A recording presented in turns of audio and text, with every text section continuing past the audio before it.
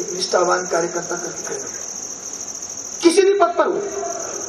अगर हमारा ऊपर का पदाधिकारी उपलब्ध नहीं है, जो भी है वो उसको सहायता करे, नहीं करता। वीआरएस के बारे में पता नहीं। वीआरएस की एक लेटर हमारे पास आया, उस लेटर को हमने सारे एरिजन को दे दिया। इस तरह का लेटर आया, आज तक इस क्षण तक हमारे मैनेजमेंट ने हमसे कोई भी चर्चा की नहीं है, न सरकार ने की, न सरकार ने बुलाया है। वीआरएस की जो उनका लेटर है, उस लेटर को लेकर हाल ही में जो जेएलसी हुई उसमें हमने कहा अब यूनिलैटरली अपने दिल से कुछ भी करोगे और चाहोगे कि कामगार संघ या यूनियन आपको सहायता करे, तो ये आपकी गलतफहमी है, हम आपको सहायता नहीं कर पाएंगे। हाँ, हालांकि हम जानते हैं कुछ लोग चाहते हैं वीआरएस भी, जैसे कि मैंने लेटर की बात की। वीआरएस को लेकर डर पैदा किया बीच में, क्या हुआ? हमारी महिलाओं को तो मैं हाथ जोड़ के विनती करता हूं, गुमराह करने में सबसे आसान चीज कौन सी है? तो महिला। किसी को भी कुछ भी बताओ, वो गुनाह पूछे 10 लोगों को बता देगी, लफड़ा हुआ, क्या हुआ, उधर हो गया, उधर हो गया, तुम्हें पता है क्या? किसी ने बताया। अरे किसी ने बताया, तू विश्वास कैसे करते? कामगार संघ के नेता तुम्हें जो बता रहे हैं उसके ऊपर विश्वास नहीं? कोई रास्ते का आयरा गहरा आदमी आकर आपको बता देता और आप लोग छोड़ते थे? छोड़ते हो? उनकी बात की, आपके डिवीजन के लोग भी इस तरह से पता ही नहीं है। आज मैं बोलने गया था, मेरे ड्राइवर अभी आए हैं तो पूछ लो, मैं गाड़ी से जा रहा हूँ, कूलर पे खड़े हैं, मैं देख रहा हूँ, वो मुझे पहचानते भी नहीं। मैंने बोला चलो अच्छा है, आज भी एमपी में ऐसे भी लोग हैं जो मुझे पहचानते हैं। कुछ फर्क नहीं महसूस हुआ। मैं बीच में ट्रीटमेंट के लिए इधर थाने में जाता था, वहाँ एक पिलर है बाजू में, रोजाना मैं देखता था 11:30 बजे, 11:15 बजे हमारा लाइन स्टाफ चाय पीने बैठे पिलर के कट्टे पे बैठता है। 8, 10, 15 लोग बैठे। अभी आप लोग पूछ रहे थे हमारी जिम्मेवारी क्या है? चाय पियो 12 बजे, 9:30 बजे की ड्यूटी है, 11:15 जिम्मेवारी क्या है? हम क्या करेंगे?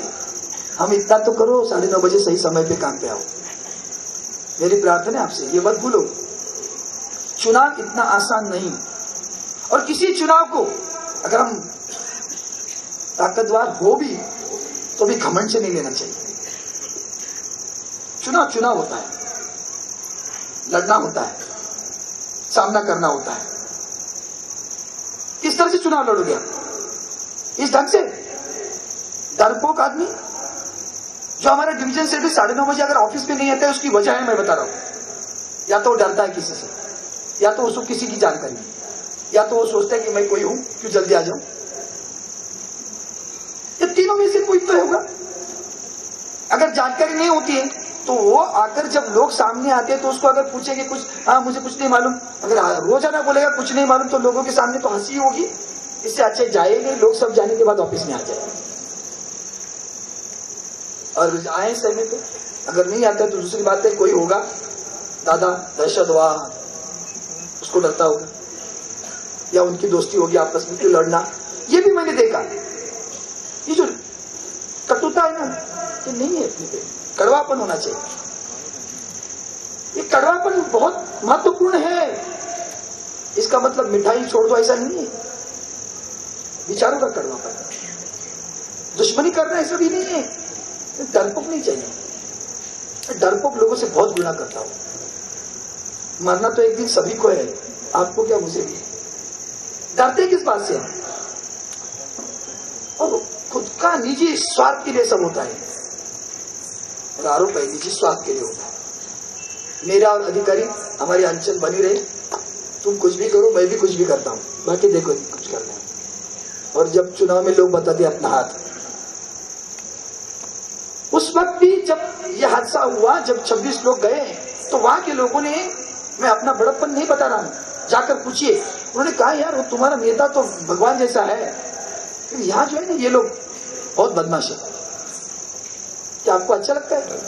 कोई अगर मुझे अच्छा कहे भी और मेरे आदमी को बुरा कहे तो मुझे अच्छे कहने में कुछ नहीं, मजा नहीं आया, आनंद नहीं होता। मैं अच्छा हूं ठीक है, मेरा आदमी बुरा है, अरे मैं अच्छा हूं तो मेरा आदमी भी अच्छा होना चाहिए, मेरा कर्मचारी भी अच्छा होना, मेरा पदाधिकारी भी अच्छा होना चाहिए। कितने वीआरएस के बारे में एक सिंपल सा लेटर आया। उस लेटर में कहा उन्होंने इतने इतने पैसे दे देंगे। वो लेटर अगर आपके पास हो तो बताओ। कुछ नहीं, 45 का 50 दिन का 60 दिन की तनख्वाह दे देंगे। वो भी उन्होंने कहा कितने साल बचे हैं, कितने साल यहाँ सर्विस हुई है, उसमें से जो कम या होगा उसको दे देंगे। वो हमने देखा कि ठीक है, मतलब अगर वीआरएस की बात आप करते हो तो जो कुछ वीआरएस अलग अलग पब्लिक सेक्टर में दिए गए उसी तरह का है, उससे कोई अधिक हमारे पास कुछ नहीं है। हमने कहा उनसे और हमसे क्या मतलब, हमारा कुछ अधिक होना चाहिए, कुछ अलग होना चाहिए। महानगर टेलीफोन की हर बात अलग होनी चाहिए, अपनी कुछ आइडेंटिटी होनी चाहिए अलग से। हमने अपनी आइडेंटिटी पैदा की, निर्माण किया। वो बोनस के विषय भी देखो ना, ये बोनस इस वक्त जो मिला, उस बोनस के विषय पे किस तरह से आइडेंटिटी बनी। जबकि टेलीकॉम कमीशन के चेयरमैन वैश्य साहब मुझसे बार बार कहते थे, अरविंद जी मैं आपको प्रार्थना करता हूं, आपको आप बीएसएनएल जैसे ले लो, अब 5,500 और 6,500 ले लो या 7,000 जो कुछ है, बाद में देखा जाएगा। मुझे पता है बाद में क्या होता है। अब बाद में क्या हुआ, अपने को 10,125 मिलने के बाद भी कहेंगा, मैं दूसरा वर्ड नहीं यूज करता हूं, क्या मिलता। लेकिन मुझे पता था, इसलिए मैं झगड़ा करके आया। और झगड़ा करने के बाद आज भी मैंने विषय नहीं छोड़ा। लेकिन 10,125 प्राप्त करना, ये महानगर टेलीफोन निगम की अलग आइडेंटिटी पैदा करना है। इसको लेकर आप लोगों के साथ जाना चाहिए। पॉजिटिव थिंकिंग क्या नहीं किया। वीआरएस को कहा जब आई तो कितना घूमा, कितनी अलग ढंग से उन्होंने बहकाया लोगों को, कितनी डर पैदा की, कुछ नहीं हुआ। अब लोग भूल गए, वीआरएस आया था, आया भी था क्या, भूल गए लोग वीआरएस आया था कि नहीं आया था। लेकिन किस ढंग से उन्होंने प्रचार किया, उस प्रचार को देखो कि विपक्ष के लोग किस ढंग से प्रचार कर रहे हैं और हम क्या कर रहे हैं। मैं चाहता हूं आपसे हाथ जोड़कर प्रार्थना करता हूं, हर विषय को समझ लो और कॉन्फिडेंट बनो। आप में से हर एक मेरा कर्मचारी, महिला हो भाई हो, वो अरविंद सावंत होगा, वो अरविंद सावंत बनता रहेगा, अरविंद सावंत बनना चाहिए।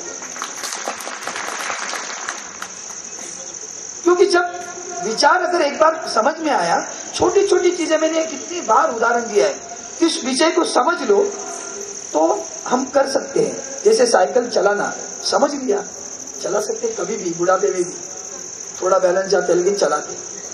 तैरना सीख लिया, कभी भी पानी में ढकेल लो, तैरेंगे, स्टैमिना नहीं होगा लेकिन तैरेंगे, डूबेंगे नहीं। सीख लिया एक बार, समझ गया एक बार, और समझना बहुत महत्वपूर्ण होता है। जिस वक्त जिस चीज को समझ लोगे उस चीज को प्रकट करना बहुत आसान हो जाता है। परीक्षा इसी की होती है, विषय को समझ लो, उसी को लिखो। लिखने की क्षमता जिसकी अच्छी वो आप मार्क गुण पा लेता है, जिसकी नहीं वो नहीं पाता। उसी तरह से तुम्हारी परीक्षा है, समझ लो विषय को। प्रमोशन पॉलिसी, अब कहने लगे कि ऐसी ऐसी प्रमोशन पॉलिसी, भूल जाते हर चीज।